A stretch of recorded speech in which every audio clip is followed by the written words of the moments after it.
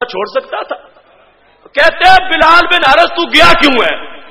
تو نے شرک کیا, تیری بات پر تجھے سزا ملے گی. نہیں, حضرت عمر نے مانا تو صحیح گیا ہے, تیری بات میں قبول کرتا ہوں, سندیشہ تیرا صحیح ہے, لہذا رجل والا معاملہ حضرت عمر نے ختم کر دیا ہے. انہوں نے صفائی لینی تھی, ان کے نزدیک جو معتبر ہے وہ ہمارے نزدیک بھی معتبر ہے. جب وہ مان گئے رجل کی بات, ہم بھی مان گئے اور ان تک سند ثابت ہے.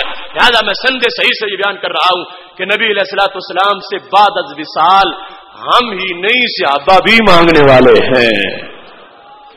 اس سلسلہ میں ان حوالہ جات کی تفصیل کے ساتھ آ جاؤ اب امام بخاری سے یہ پوچھ لیتے ہیں کہ صحابہ کا عمل کیا تھا اور انہوں نے کیسے مانگا نبی علیہ الصلوۃ والسلام سے. یہ میرے ہاتھ میں جو کتاب ہے اس کا نام ہے الادب المفرد. یہ ہے امام بخاری کی کتاب.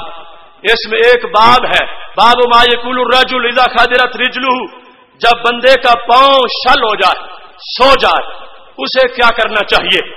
اس باب میں انہوں نے حدیث ذکر کی ہے. اے سنی, اپنے ایمان کی سند پر ناز کر, کہاں سے چل کے تیرا مسلک آیا ہے. یہ ہے الادب المفرد. الادب المفرد اور 142 صفحہ. آپ حیران ہوں گے باقی کتابیں نہیں ہیں, یہ پرانی کیوں ہے. میں مظلوم ہوں, تمہیں کیا بتاؤں. اس میں وہ لفظ ہے یا والا جو ان کے سینے میں نیزہ لگتا ہے. کتنا ظلم ہے. چھاپا بعد میں تو یا کاٹ کے حاشیے میں لکھی اور پھر حاشیے سے بھی نکال. اب مارکیٹ میں تمہیں نہ اوپر ملے گی نہ حاشیے میں ملے گی. لیکن امام بخاری نے جب لکھی تو یہ ہے مکتبہ تازیہ کی چھپی ہوئی کتاب. مناظر اسلام حضرت مولانا صوفی محمد اللہ دتا صاحب رحمت اللہ علیہ بسن پورا والے, یہ ان کے مکتبے کی کتاب ہے. یہ لکھو, دیکھو اس میں لکھا کیا ہے اور پھر سوچو کہ ہم نے ان کا بگاڑا کیا ہے. وہ حبیب پیارا تو عمر بھر کرے فیض و جودی سر بسر, ارے تجھ کو کھائے تپے سکر, تیرے دل میں کیسے بخار ہے. یا کاٹتا پھرتا ہے اور چاٹتا پھرتا ہے, مگر سینوں سے کون چاٹے گا, جنت کے پتوں سے کون مٹائے گا, عرش کے تاج سے کون کھرچے گا. یہ لکھا ہے, یہ لکھا رہے گا. دیکھو حضرت عبد الرحمن بن سعد, اس کی سند پر پوری ذمہ داری سے اعلان کر رہا ہوں, جسے ہوگا کوئی وہم نکالنے کے لیے انشاءاللہ ہر وقت تیار ہوں. حضرت عبد الرحمن بن سعد کہتے ہیں خادرت رجل ابن عمر, حضرت عبداللہ بن عمر کا پاؤں شل ہوا. فقال له رجل اذکر احب الناس الیک, انہیں کسی نے کہا انہیں جا بلاؤ جو سب سے بڑے محبوب ہیں. تو کیا انہوں نے عمل کیا فوراً. فقال یا محمد صلی اللہ علیہ, فقال یا محمد صلی اللہ علیہ وسلم.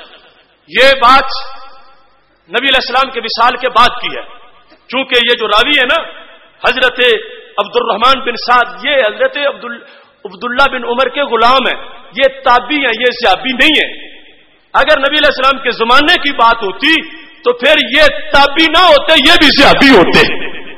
یہ تابعی روایت کر رہے ہیں حضرت عبداللہ بن عمر سے. ان کا نبی علیہ السلام کے وصال کے بعد جب مشکل پڑی, پاؤں شل ہوا, تو انہوں نے کیا کہا. فقال یا محمد صلی اللہ علیہ وسلم. اب آگے میں حوالے پیش کرتا ہوں. کہتے ہیں یوں ٹھیک ہوا, لگتا تھا بیمار نہیں تھا, رسی سے باندھا ہوا تھا, رسی کسی نے کھول دی ہے. فریاد امتی جو کرے حال زار میں, ممکن نہیں کہ خیر بشر کو خبر نہ ہو. یہ انداز ہے سید عالم نور مجسم شفیع معظم صلی اللہ علیہ وسلم کا. اس میں انہوں نے اس انداز کو احادیث کے اندر واضح کر دیا گیا ہے. اب یہاں پہ تھوڑی سی وضاحت ان سے گھر سے بھی کروا لیتے ہیں. یہ تحفۃ الذاکرین ہے, ان کے امام شوکانی کی کتاب تحفۃ الذاکرین. اس کے اندر یہ صفحہ نمبر 249 پر یہی حدیث موجود ہے.